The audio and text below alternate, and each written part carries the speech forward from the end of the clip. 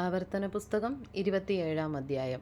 മോശ മിസ്രയേൽ മൂപ്പന്മാരോടുകൂടെ ജനത്തോട് കൽപ്പിച്ചത് എന്തെന്നാൽ, ഞാൻ ഇന്ന് നിങ്ങളോട് ആജ്ഞാപിക്കുന്ന സകല കൽപ്പനകളും പ്രമാണിപ്പീൻ. നിങ്ങൾ യോർദാൻ കടന്ന് നിന്റെ ദൈവമായ യഹോവ നിനക്ക് തരുന്ന ദേശത്തെത്തുന്ന ദിവസം നീ വലിയ കല്ലുകൾ നാട്ടി അവയ്ക്ക് കുമ്മായം തേക്കണം. നിന്റെ പിതാക്കന്മാരുടെ ദൈവമായ യഹോവ നിനക്ക് വാഗ്ദത്തം ചെയ്തതുപോലെ നിന്റെ ദൈവമായ യഹോവ നിനക്ക് തരുന്ന ദേശമായി പാലും തേനും ഒഴുകുന്ന ദേശത്ത് ചെല്ലുവാൻ കടന്ന ശേഷം നീ ഈ ന്യായപ്രമാണത്തിൻ്റെ വചനങ്ങളെല്ലാം അവയിൽ എഴുതേണം. ആകയാൽ നിങ്ങൾ യോർദാൻ കടന്നിട്ട് ഞാൻ ഇന്ന് നിങ്ങളോട് ആജ്ഞാപിക്കുന്ന ഈ കല്ലുകൾ ഏബാൽ പർവ്വതത്തിൽ നാട്ടുകയും അവയ്ക്ക് കുമ്മായം തേക്കുകയും വേണം.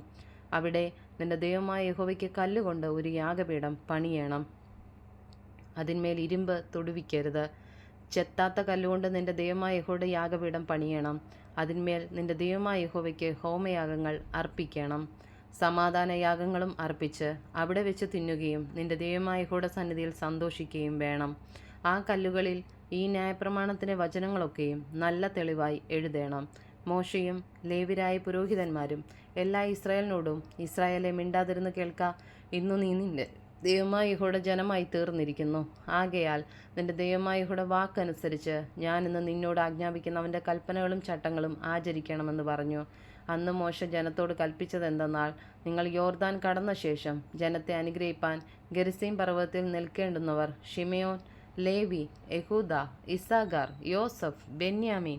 ശപിപ്പാൻ ഏബാൽ പർവ്വതത്തിൽ നിൽക്കേണ്ടവരോ Reuben, Gad, Asher, Zebulun, Dan, Naphtali.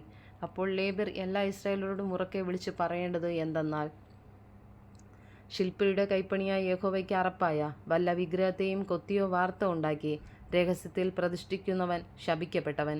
ജനമെല്ലാം ആമേനെന്ന് ഉത്തരം പറയണം. അപ്പനെയോ അമ്മയെയോ നിന്ദിക്കുന്നവൻ ശപിക്കപ്പെട്ടവൻ. ജനമെല്ലാം ആമേനെന്നു പറയണം. കൂട്ടുകാരൻ്റെ അതിർ നീക്കുന്നവൻ ശപിക്കപ്പെട്ടവൻ. ജനമെല്ലാം ആമേനെന്നു പറയണം. കുരുടനെ വഴി തെറ്റിക്കുന്നവൻ ശപിക്കപ്പെട്ടവൻ. ജനമെല്ലാം ആമേൻ എന്നു പറയണം. പരദേശിയുടെയും അനാഥൻ്റെയും വിധവയുടെയും ന്യായം മറിച്ചു കളയുന്നവൻ ശപിക്കപ്പെട്ടവൻ. ജനമെല്ലാം ആമേനെന്ന് പറയണം.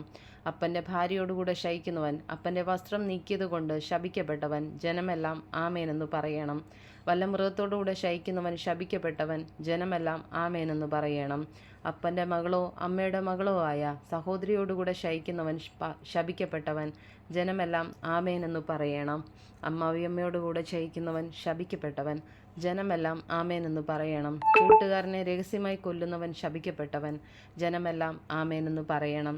കുറ്റമില്ലാത്തവനെ കൊല്ലേണ്ടതിന് പ്രതിഫലം വാങ്ങുന്നവൻ ശപിക്കപ്പെട്ടവൻ. ജനമെല്ലാം ആമേനെന്ന് പറയണം. ഈ ന്യായപ്രമാണത്തിലെ വചനങ്ങൾ പ്രമാണമാക്കി അനുസരിച്ച് നടക്കാത്തവൻ ശപിക്കപ്പെട്ടവൻ. ജനമെല്ലാം ആമേനെന്ന് പറയണം.